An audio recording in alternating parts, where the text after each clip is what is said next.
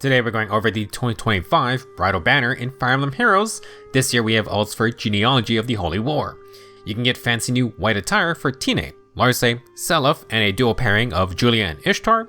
We'll go over everyone's stats and skills, plus discuss some build ideas. Bridal Tine is the 4-star focus unit. You can get her at 4 and 5-star rarity. She is going to be a red cavalry mage. For stats, Tine's got 30 HP, 46 attack, 47 speed, 21 defense, and 27 res. Tine's got speed and res super boons. She's definitely more of a squishy offensive mage. For old skills, Tine brings good old Moonbuster special. She also has the slightly less popular these days, Attack and Speed Catch 3. Tine's real fodder prize though is Speed and Res Far Trace 4, 7 true damage, Speed and Res debuffs, and Kanto remaining with a minimum of Kanto 1. Tine's inheritable red tome is the Bridal Bouquet Plus. It doesn't summon a giant crab, so it's objectively worse than the crab tome, but let's see what it can do. For allies within 3 rows or 3 columns, this weapon grants +5 attack and speed in combat and neutralizes the enemy's field boss. For the user, if they initiate or are near an ally, they get +5 stats, the same buff neutralization effect, and deal true damage. If there are 3 allies within 3 rows or columns, you can get up to 15 true damage max. Bridal Bouquet Plus is a decent support / combat hybrid weapon. It has in-combat buffs that reach across the map like a crossbow, but you get that extended 3-tile range. The user won't get as much true damage like the crab tome, but 15 true damage is still pretty good, and the general +5 stats are also nice. Low is also just a fine ability. Overall, nothing super crazy, but if you want a buffing build, Bridal Bouquet is an option for that. For her playstyle, Tine is a very simple glass cannon type mage. With Bridal Bouquet and Far Trace 4, she can get 22 true damage, assuming you have 3 allies in that crux type range. To accompany the attack, speed, and low buffs for allies, Tine can use attack and speed Insight Home. That's an easy +6 attack and speed field buffs, plus the incited status. Tine would also get extra stats herself. Pair the base kit with double attack and speed catch for a very simple offensive stacking unit. For other support skills for Bridal Bouquet, you could use Osby Wave 4. Crossbow can stack with the in-combat buffs, but you need to be directly in line with the ally. Tine could run a Rally plus Ruse set, or maybe try the D-Tech and Snag debuffs. These skills are going to lower Tine's own damage potential. If you rather focus on combat, Tine can opt for the Red Crab Tome, free follow-up attack, +6 attack buff, and up to 25 true damage. You're going to need 5 positive statuses in the fight though. You can get more true damage with skills like Slice with Sparrow or Cultist's Strike. Tine could use Resonance, but her base HP is a little low. You ideally would want to hit at least 45 HP to get 50% DR piercing with 10 true damage. You can use Far Resound for Far Trace 4 and Resonance in one skill if you do want to go that route. For other options, Verge of Death or Flirt Sparrow are both fine. Desperation can be used to avoid a counterattack, or you could use Wind and Water Sweep with no follow-up. If you have Arcane Blood Gang, then that would give Tine some nice instant cooldown. She could proc a 2 cooldown special immediately, or at least proc a 3 cooldown special on her follow-up. You could also try to use that 7 flat DR, but with 21 base defense and 27 base res, don't expect too much. Basically, Bridal Tine is a very simple offensive mage with good attack and speed. Her weapon options aren't too bad, but this class is mostly left with just pure offensive skills. Try to avoid taking any damage. Our second Bridal unit is Larcei. She's jealous we already got a new hot Swordmaster of the month, so Larcei's brought out the Lance to counter. This ult is a Lance infantry with 40 HP, 45 attack, 48 speed, 35 defense, and 31 res. Speed super boom, no surprise. For old skills, Larcei has perfect attack and speed, which is the no follow-up A skill option. She also has Brutal Tempest, which grants +1 movement and grants Kanto distance +1. It's kind of an absurd skill for initiations. To top all of this, Larcei has Crusader's Astra. Not an inheritable special, this is Legendary Iris special. 2 cooldown DR piercing special, scaling off 40% speed. It grants -1 instant cooldown before each attack. When activating on follow-up attacks, Larcei will also ignore defensive specials. Additionally, if any specials are ready in the fight, Larcei will get 40% DR for the next attack she takes. Even though she's not a legendary hero, this Larcei will be able to use a special just like her mom. Larcei's unique weapon is the Brilliant Brident, great name. At start of turn, if above 25% HP, Larcei inflicts -7 speed and defense, exposure, and discord onto the closest foe and foes within 2 spaces. This is a slaying weapon. In combat, Larcei can get bonus stats equal to 5 plus the number of foes within 3 rows or columns times 3. If there are 3 foes in range, Larcei gets +14 to all stats max. In addition, Larcei gets true damage and flat damage reduction equal to 20% speed. Against enemy specials, you double the flat DR amount. Last, if Larcei triggers a potent follow-up attack, she will deal 100% damage with that hit. Brilliant Bridal inflicts debuffs to empower Larcei's initiation power. She can attack grouped up foes for more discord debuffs, and exposure will stack with her weapon's 20% speed scaling true damage. Larcei will then get some nice flat DR and then 100% potent follow-up attack damage. Where will Larcei get a potent follow-up? She could get it from her mom's support, but Larcei introduces a new inheritable B skill called Potent Finish. The name is quite literal. Inflict -4 speed and defense, get 7 flat DR for all attacks. If unit special is ready or has triggered, they get 15 true damage per hit and heal 7 HP on each attack. Last, this has the usual potent follow-up effect. If decreasing the speed roll for doubling by 25 would allow a follow-up, then the unit gets a potent follow-up. If you only were attacking one time in the fight, the potent hit deals 80% damage, otherwise it's a weaker 40%. If you are Larcei, thanks to Brilliant Bridal, this potent hit deals full damage. In general, this is a pretty strong looking B skill. It builds out a Potent 3, which is still only on Emblem Mart and Dual Sharena. Instead of Potent 4's 30% damage reduction, you get 7 flat DR. This is going to be combined with the Finish 4A skill, except instead of 5 true damage, you get 15. While Finish is nice, it's going to tighten up the inheritance restrictions. Potent Finish is only for physical damage melee infantry. Sorry dragons, cows, and flyers, but beast infantry, you're all good. If you're familiar with Legendary Aerial, then Bridal Larcei is basically the same type of unit. The main difference is that Larcei doesn't give out potent follow-ups to allies, but she does at least debuff the enemy. Like her mom, Larcei will instantly charge Crusader's Ashtra before every attack. This includes the potent follow-up, and thanks to her weapon, Larcei will get 3 full damage deer piercing special procs. If Larcei has a very conservative 60 speed, then with her weapon, exposure, and potent finish, that's 37 true damage. This would be active for all 3 hits. For defense, Larcei gets 40% unpierceable DR with 2 flat DR sources. She has no follow-up to guaranteed doubling on slower enemies, and Brutal Tempest can get her into attack range and then back out with Kanto. Larcei can be a strong initiator, and with her follow-ups Crusader's Astras, she's going to ignore defensive specials, give her Emblem Erico for even more damage potential. For other skills, Clash 3 is a great Sacred Seal. You could stack Finish A skills and seals, but those have a 3-space ally requirement. If you can outsource no follow-up, then Attack and Speed Excel would give more extra flat DR. You could technically do something like Sideswipe Sparrow 2. For C skills, Endless Tempest has low, which is better for combat. However, Kanto Distance +1 is just insane just to have on Initiator. While Larcei has great special uptime, she isn't pre-charging her special, so on enemy phase, she is open to an attack with no 40% DR ready. You can have some fun with just encounter builds and finishes sustained, but just be aware of that. All in all, if you want a Legendary Ira, but as a lance unit, then that's what Bridal Larcei offers. She has some very good skill fodder as well. Potent Finish is exceptionally interesting for more aggressive playstyles. Our third unit is Groom Seliph, who is ready to show the ladies how it's done. He's an ex-Cavalier this time with 41 HP, 48 attack, 47 speed, 37 defense, and 17 res. Sacrificing magical bulk for excellent offenses, and Seliph has an attack super boon. For old skills, Seliph is our second Haste Slice holder. Attack scaling special with -1 instant cooldown and 40% DR, but only when initiating. Seliph will pair this percent DR with Attack and Speed Excel's flat DR. The Legacy Axe is an interesting weapon. First off, for allies within 3 rows or columns, Seliph gives them +5 attack and speed and debuff neutralization in combat. For himself, Seliph has Slang. If initiating or near an ally, Seliph gets bonus stats equal to 5 plus the number of allies within 3 rows or columns times 3. Have 3 allies in that range for max +14 to all stats, or you can have the initiator move 3 spaces. Seliph will neutralize his own stat debuffs. He will deal true damage equal to 5 times the number of positive status effects active on himself, plus the number of negative statuses active on the foe. If there are 5 advantageous statuses, Seliph gets a max 25 true damage. Before his first attack and his follow-up attack, Seliph gets -Y cooldown. This value is equal to 50% of the spaces moved by whoever initiated combat. For his first attack, you're going to round this value down.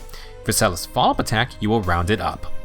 Last, Seliph has his trademarked miracle ability to survive a fatal blow. For the instant cooldown ability, it depends on the spaces moved by Seliph or the enemy.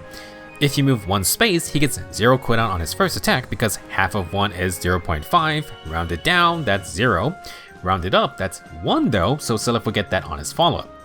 If you move 2 spaces, half of 2 is 1, so you get -1 cooldown on each attack. 3 spaces, Seliph gets -1 cooldown on his first attack, then -2 cooldown on his follow-up. With 4 spaces moved, Seliph will just get -2 cooldown on every attack. It doesn't say there's a cap on this, so you could technically get more instant cooldown if Seliph goes on a cross-map warping adventure. This Seliph will have a unique C skill called the Hair to Light. It gives him contact distance +1, and when contact triggers, Seliph can use Shadow Reposition. At the start of each turn, if within 2 spaces of an ally, Seliph grants +6 attack and speed, no follow-up, and incited to himself and those allies. Seliph also gives +1 movement to those allies who are sword, lance, axe, infantry, or flying units. For himself, Seliph gets bonus attack and speed equal to 5 plus the number of spaces moved by the initiator. If he moves 4 spaces, you can get the max +9 attack and speed. Seliph will then get 7 flat damage reduction for first attacks, and heals 7 HP after combat, so he's going to be able to loop Miracle over and over. This is a very good C skill with a lot of great support perks to add to Legacy Axes in Combat Boss. From the looks of it, Seliph can give +1 movement to a bunch of units, all the infantry and flyers, but for cows and armors, it's only going to apply to sword, lance, and axe users. Like Larcei, Seliph also has a new potent B skill. This one is called Potent Assault. If initiating or within 2 spaces of an ally, inflict -4 speed and defense, deal true damage equal to 20% of the higher of speed or defense, gain 50% DR piercing, and last, gain the potent follow-up effect. Potent Finish built out of Potent 3, so naturally Potent Assault upgrades from Flow Refresh 3. Yeah, I don't know about that one, because Assault Force at least came from Flow Force. From the Assault name part of the skill, you're going to get the true damage and 50% DR piercing, which is combined with Potent's follow-up ability. For the Assault Force users, the main difference is trading debuff neutralization for Potent. I feel like most would agree that it is way harder to get Potent compared to debuff neutralization, which has just been getting tossed around everywhere on support effects, Seliph included. It's a good ability, but I would kind of take Potent over it, generally speaking. Well, at least it's definitely the more interesting ability to have on a skill. Seliph will have a very complete kit. He offers some amazing support for offensive initiators, +6 attack and speed, no follow-up, incited with +1 movement to use it. Legacy Axe would tack on +5 attack and speed in combat with debuff neutralization. For himself, Seliph has 4 movement with contact distance and shadow shift. If he moves 3 spaces to initiate, he's going to get -1 cooldown from Legacy Axe. Luckily, Haze Slice also gives -1 instant cooldown, so Seliph triggers a special. The tank hits, he has 40% unpierceable DR with 2 flat DR sources, and if that's not enough, he has Miracle. Assuming he does follow up, Seliph will get the -2 cooldown from Legacy Axe due to rounding up. That will guarantee another Haze Slice proc. Seliph will have 2 true damage sources, 50% DR piercing, and a potent follow-up attack.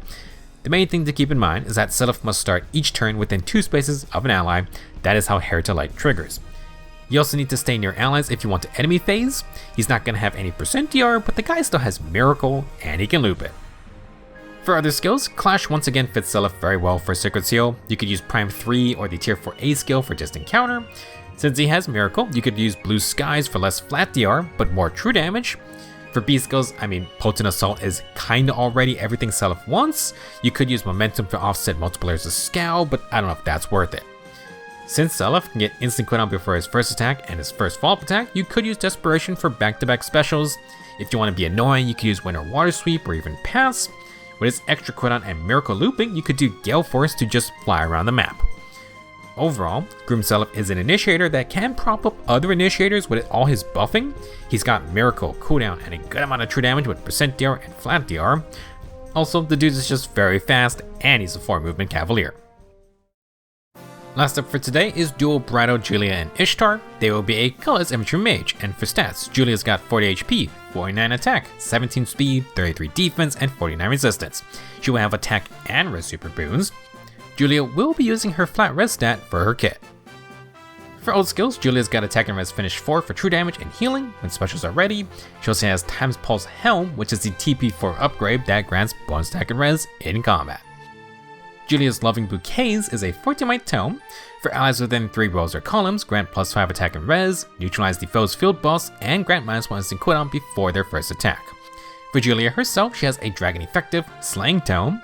If above 25% HP, she can flex attack and res debuffs equal to 6 plus 20% of her flat res stat. Julia will have the low and no guard effects. She does true damage and has flat DR equal to X. This value is the number of allies within 3 rows or columns times 5. With 3 allies in that range, Julia can get 15 true damage and 15 flat DR. She will also get -1 instant cooldown before attacking, and if she has 10 or more res than the enemy, Julia gets Brave Attacks. Like Tine's weapon, Julia has low support for allies and will grant bonus attack and res along with preempt pulses, -1 instant cooldown. Very good ability. Julia gets these same effects and needs allies in line for true damage and flat DR. She then has to out-res the enemy by 10 or more if you want those powerful brave attacks. For her unique B skill, this is called Full Light and Dark. At start of either phase, inflict -7 attack and res, sabotage, and schism onto foes with less res than Julia, who are also within 2 spaces of another enemy. After the start of turn skills trigger on the player phase, if there are at least 2 foes with sabotage still active, Julia gives a follow-up and Conto 1 status to herself and allies within 2 spaces. For combat, Julia inflicts attack and res debuffs equal to 5 plus the number of foes with sabotage active on the map times 3. You need 3 sabotaged enemies, including the target, for a max -14 attack and res. In addition, Julia gets true damage and flat DR equal to 20% resistance. She has 50% DR piercing on all hits, and will disable adaptive damage effects. Full Light and Dark is basically the attack and res Havoc skill, except it also grants a follow-up status. Julia actually shares the follow-up and Conto statuses with her team. The normal Havoc skill doesn't do this. For other combative perks, Julia is going to get more debuffing, more true damage, more flat DR, and DR piercing. Like other ults, she disables adaptive damage, so dragons can't take advantage of her lower defense stat. For their dual skill, Julia and Ishtar grant the empathy status to allies within 2 spaces. They also give -1 cooldown. This dual skill can recharge every 3rd turn. Very simple ability. With empathy, this Julia applies 5 statuses onto the field. That means the team gets +5 to all stats.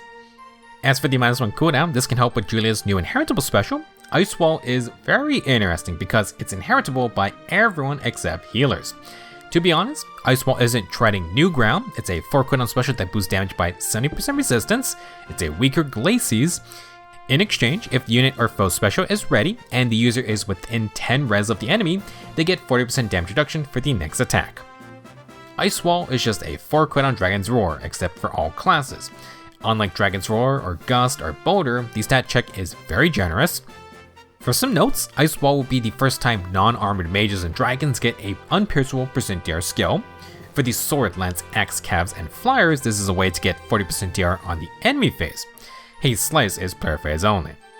Similar to the recent Dragon's Flame, this is a new option for Laguz friend units who have slaying weapons. Basically, that's every single arcane weapon user or a high-res unit like Ronin. You still will need -1 cooldown to ready Ice Wall in time for the first attack taken. You don't have to do this, but if the enemy doesn't have their special ready, then you're not going to get any % DR. Dual Julia will fall into this later scenario, even with Time's Pulse Helm that puts slaying Ice Wall on 2 cooldown. Unless you get Laguz friend type cooldown support, Julia is not going to have any 40% DR ready on the enemy phase. With that said, this Julia appears to be intended more for aggressive initiations. Each turn, she provides attack and res debuffs with Sabotage, Schism, Follow-Up, and Conto support. You then get bonus attack and res with -1 instant cooldown via Loving Bouquets. Just a variety of stuff. Should Julia initiate with more than 10 res, she gets Brave Attacks, she has no guard and gets -1 instant cooldown. This means Julia's first Brave hit will charge Ice Wall, her second hit will proc it. When the enemy counters back, Julia will get the 40% DR with 2 flat DR sources. She also just has a ton of attack and res debuffing. For example, if the foe cannot avoid her debuffs, Julia's B skill alone could inflict -28 attack and res. With 50 flat res, Julia's weapon would bring that to a staggering -44 attack and res total. For other skills, you could use Still or Crystalline Water. Full Light and Dark does do a flat res check for Havoc. Julia can also use Pulse of Ploy instead of Time's Pulse. You could use close counter skills if you wanted. For specials, if you went with a 3 cooldown Flare, Julia could potentially proc it twice if she quad attacks with some kind of cooldown. With Pulse Up or just other cooldown stacking, you could also just use an AoE special. All in all, Dual Julia is quite a unit, a lot of debuffs with interesting support perks. She can be very bulky and can dish out some great damage with Brave Attacks potentially. If you're planning to summon, we have a new Tempest Trials unit to earn. Making her Fae debut is Lana. We'll talk about what she can do in the next video. Let me know your thoughts on this year's Bridal units. I'm quite surprised Larcei got Ira's unique special again. It was different when Regnar Asher was like 3 years old, but Legendary Ira isn't even half a year old and her daughter's already taken her skills. Pretty crazy. Speaking of skills, I do think Potent's gonna get even more prevalent this year, and 2 new variants kind of pushes that idea along. Let's see how many more Potent effects we get for 2025. Will we get another potent skill before a second momentum holder? Not even Sigurd's son will pry that thing off of him. That's all I have for this video. Thank you for watching, good luck on your summons, and I will see you in the next video.